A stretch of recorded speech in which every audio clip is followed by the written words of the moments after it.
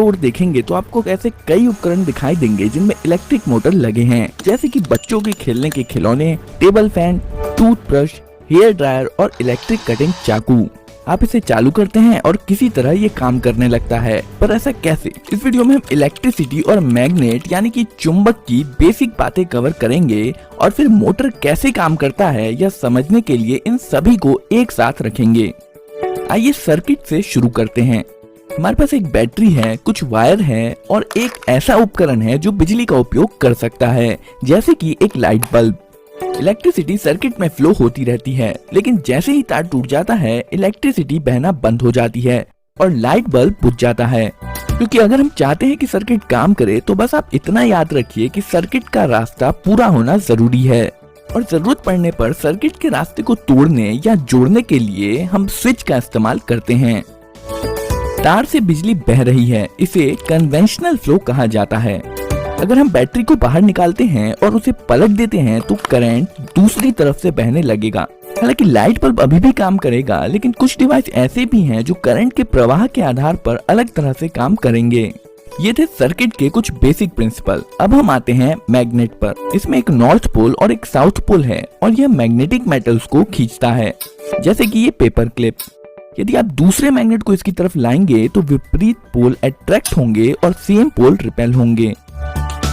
जरूरी नहीं कि मैग्नेट इसी शेप का हो। उदाहरण के लिए कुछ मैग्नेट ज्यादा फ्लैट हो सकते हैं, जैसे कि ये मैग्नेट। इन मैग्नेट्स को परमानेंट मैग्नेट्स कहा जाता है क्योंकि यह मैग्नेट्स हमेशा काम करते हैं। आप इन्हें बंद या चालू नहीं कर सकते। यह कई छोटे छोटे मैग्नेटिक डोमेन से बना होता है जो एक ही दिशा में रहते हैं, लेकिन आगे हम ऐसा मैग्नेट भी देखेंगे जिसमें हमेशा ऐसा नहीं होता है। अब हम एक परमानेंट मैग्नेट लेंगे और बीच में एक छेद करेंगे और इसे एक ऐसी रॉड पर रखेंगे जहां पर यह आसानी से घूम सके। इसके साइड में एक दूसरा मैग्नेट लाने पर हम देखेंगे कि रॉड पर रखा मैग्नेट तुरंत घूमना शुरू कर देगा जब तक कि दोनों मैग्नेट्स के विपरीत पोल आमने सामने नहीं आ जाते हैं। अब अगर साइड वाले मैग्नेट को उलट दें तो सेम पोल आमने सामने आ जाएंगे और एक दूसरे को रिपेल करेंगे और विपरीत पोल एक दूसरे को अट्रैक्ट करेंगे। अब अगर हम साइड मैग्नेट को बार बार उल्टा करते रहेंगे तो हमारा घूमने वाला मैग्नेट घूमता रहेगा।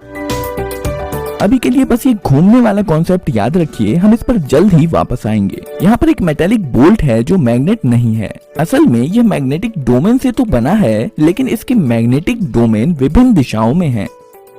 चलिए अब इस बोल्ट पर तार को कई बार लपेटते हैं और एक सर्किट बनाते हैं। तारों के माध्यम से बहने वाला करंट मैग्नेटिक डोमेन्स को लाइन अप कर देता है। इसका मतलब है कि हमने अभी अभी एक मैग्नेट या ज्यादा स्पष्ट तरीके से कहें तो एक इलेक्ट्रोमैग्नेट बनाया है। यह वैसे ही काम करता है जैसे कि एक परमानेंट मैग्नेट। यह लोहे के टुकड़े को उठा सकता है और इसमें एक नॉर्थ और एक साउथ पोल होता है जो दूसरे मैग्नेट को अट्रैक्ट या रिपेल करेगा। लेकिन इलेक्ट्रोमैग्नेट इस मायने में खास है कि इसे लाइट बल्ब की तरह चालू या बंद किया जा सकता है, जबकि परमानेंट मैग्नेट के साथ ऐसा नहीं किया जा सकता है। अब अगर हम बैटरी को पलट दें तो इलेक्ट्रिक करंट जो पहले इस तरफ से बह रहा था वो दूसरी तरफ से बहने लगेगा। इससे मैग्नेट के पोल्स बदल जाएंगे, नॉर्थ साउथ हो जाएगा और साउथ नॉर्थ हो जाएगा। इसे इलेक्ट्रोमैग्नेट की पोलैरिटी का बदलना कहते हैं। पर ऐसा करने का ज्यादा आसान तरीका बैटरी को पलटने की बजाय केवल तारों को पलटना है। आइए हम अपने घूमने वाले मैग्नेट पर वापस आते हैं। इस बार हम घूमने वाले मैग्नेट की जगह पर इलेक्ट्रोमैग्नेट रख देंगे। अब जैसे ही हम इसमें वायर जोड़ेंगे इलेक्ट्रोमैग्नेट चालू हो जाएगा और साइड मैग्नेट के पोल्स के अनुसार अपने आप को अलाइन कर लेगा।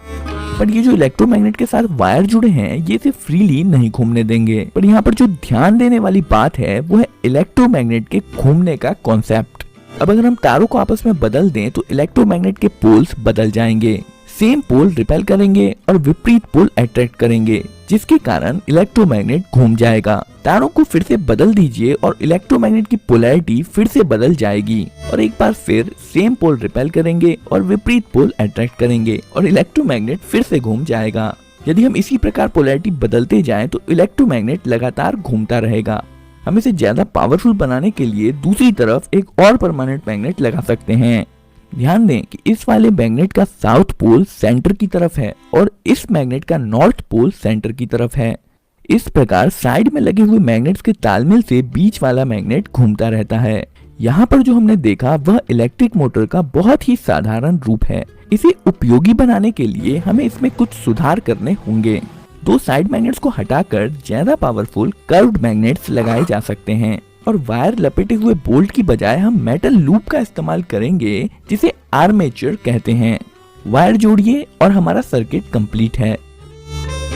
इस बार आप इलेक्ट्रोमैग्नेट को फ्लैट मान सकते हैं जिसका साउथ पोल ऊपर की तरफ है और नॉर्थ पोल नीचे की तरफ। अब आर्मेचर तब तक घूमेगा जब तक कि विपरीत पोल एक दूसरे के सामने नहीं आ जाते हैं। हम चाहे तो पहले की तरह ही वायर के छोरों को बदलकर इलेक्ट्रोमैग्नेट्स का घूमना जारी रख सकते हैं, लेकिन यहाँ बैठकर इस वायर को स्विच करते रहना बेहद मुश्किल काम है और इस मुश्किल काम को आसान बनाने के लिए हमें आर्मेचर में कुछ जोड़ने की जरूरत है जिसे कम्यूटेटर कहा जाता है। यह एक रिंग है जिसमें दो गैप्स हैं और ये आर्मेचर के साथ घूमेगा। इसमें सर्किट कनेक्ट करने के लिए इसके साइड में दो ब्रशेस जोड़े जाते हैं। जब कम्यूटेटर घूमता है तब यह ब्रशेस इस पर स्लाइड करते हैं। हमेशा कांटेक्ट बना रहे इसके लिए स्प्रिंग्स का उपयोग किया जाता है।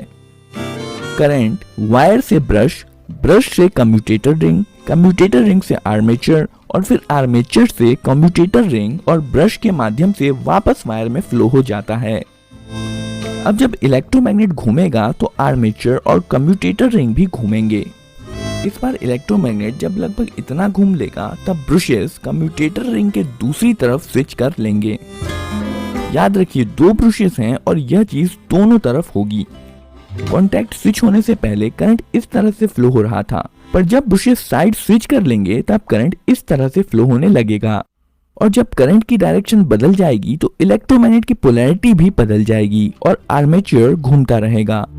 असल में कम्यूटेटर रिंग यहाँ पर वही काम कर रहा है जो पहले हम वायर बदल कर रहे थे, पर इस बार यह सब कुछ अपने आप ही कर ले रहा है। जब तक यह बैटरी से जुड़ा हुआ है तब तक यह इसी प्रकार घूमता रहेगा। बैटरी डिस्कनेक्ट कर देने पर इलेक्ट्रोमैग्नेट भी नहीं रहेगा और घूमना भी बंद हो जाएगा। अभी तक हमने आर्मेचर पर बस एक लूप का इस्तेमाल किया है। इसमें मोटर की स्पीड इरेगुलर होती है और इसके अलावा जब ब्रशेस कम्यूटेटर रिंग के टुकड़ों के बीचों बीच होगा तब इस स्थिति में मोटर रुक भी सकता है। इस मुसीबत से बचने के लिए यहाँ पर हम कम्यूटेटर रिंग को और दो भागों में बांटकर और एक लूप जोड़ सकते हैं।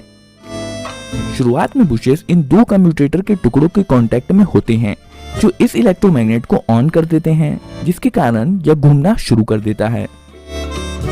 पर जब कम्यूटेटर रिंग घूमकर इस पोजीशन पर आती है तो ब्रशेस का कांटेक्ट कम्यूटेटर टुकड़े के अगले जोड़े के साथ हो जाता है, जिसका मतलब है पिछला वाला लूप ऑफ हो जाता है और अगला लूप ऑन हो जाता है और अब अगला इलेक्ट्रोमैग्नेट घूमता है। ब्रशेस फिर से कांटेक्ट बदलते हैं और अगला लूप ऑन हो जाता है। मोटर के घूमने के दौरान यह लगातार होता रहता है और लूप्स एक के बाद एक इलेक्ट्रोमैग्नेट बनते रहते हैं और मोटर को घुमाते रहते हैं।